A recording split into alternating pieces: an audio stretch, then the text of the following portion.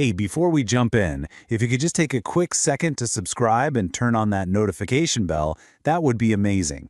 And if you could give this explainer a like and drop a comment, well, that really helps us keep making more content just like this. Thank you. Okay, let's get into it.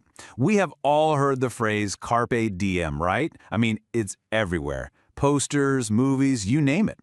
But what if I told you that the way we use it today, as this call to just live in the moment, is a total misunderstanding of a piece of wisdom that's literally 2,000 years old?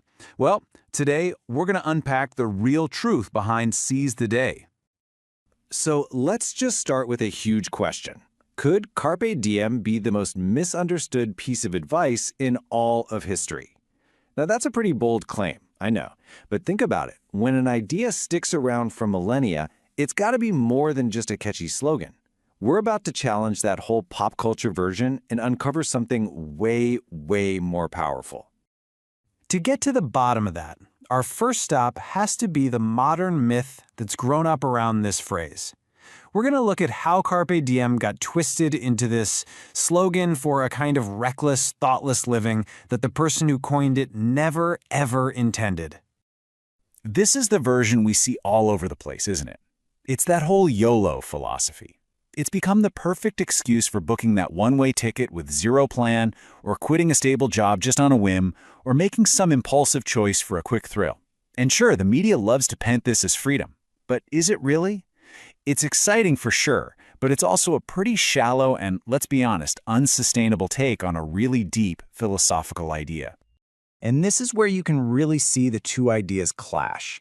On one side, you've got the pop culture version. It's all about impulsivity. It's loud, it's chaotic, and it's mostly about escaping the hard parts of life. But then you have the philosophical original, which is quiet, it's focused, and it's all about consciously engaging with the present. See, it was never about escaping responsibility. It's about taking responsibility for the only moment you can actually control, right now. So, to really get this, we've got to go back. Way back. Let's take a quick trip 2,000 years into the past and explore the world of the Roman poet who first gave us these incredibly powerful words.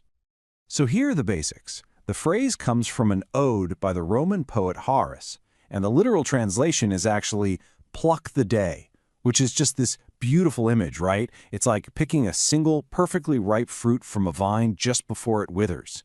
Now, seize the day is what stuck, but that original feeling of careful, deliberate selection, that's so important. The core message was a really profound reminder. The present is the only thing you ever truly own. The past is gone, the future isn't guaranteed. Now, to understand why Horace even wrote this, you have to picture his world. He was living in a time that was just defined by uncertainty. Political chaos was the norm, life expectancy was brutally short, and the future was just wildly unpredictable. In a world like that, Carpe Diem wasn't a call for a wild party. It was a practical strategy for taking back some control. It was about focusing your energy on what you could control, your actions, your thoughts, your integrity in the present moment, in a world where almost everything else was completely out of your hands. Okay, so let's bring this ancient idea into the now and connect it to a very, very modern problem. In this section, we're going to explore the psychology of why so many of us, even though we have way more stability than the ancient Romans, are constantly putting off meaningful action. Psychologists have a term for this. They call it a state of psychological delay. We're always telling ourselves things like, oh, I'll start that project when I feel more motivated. Or I'll have that tough conversation when the time is right. We live our lives as if some perfect moment is just waiting for us around the corner. It's also tied to something called experiential avoidance, which is basically a fancy way of saying we put things off to avoid feeling uncomfortable or scared. It's just easier to scroll on your phone than to face the blank page of that book you want to write, right? That's experiential avoidance in action. So, this leads us to a really important question. What is the actual cost of all this waiting? It's usually not one big, dramatic thing. It's more like a slow leak. It's the missed opportunities, the skills you never got around to developing, the relationships that just faded away because you were always waiting for the right time to really invest in them. The costs are small, day by day, but like compound interest working in reverse, they add up to a massive debt of regret over a lifetime. And this brings us to a really powerful counter idea. What if we have it all backward? What if readiness isn't something you wait for, but it's actually something you create? Let's make this super concrete with an example. Okay, think about learning a new language. The trap is waiting until you feel totally confident and ready to actually speak it. But the real Carpe Diem mindset is to seize the moment and just use the language now, no matter how awkward it feels. You have to accept that you're going to make mistakes. And the result? You make progress precisely because of that imperfect action, not in spite of it. And here is the absolute game changer. Readiness is not a prerequisite for growth. It's the outcome of it.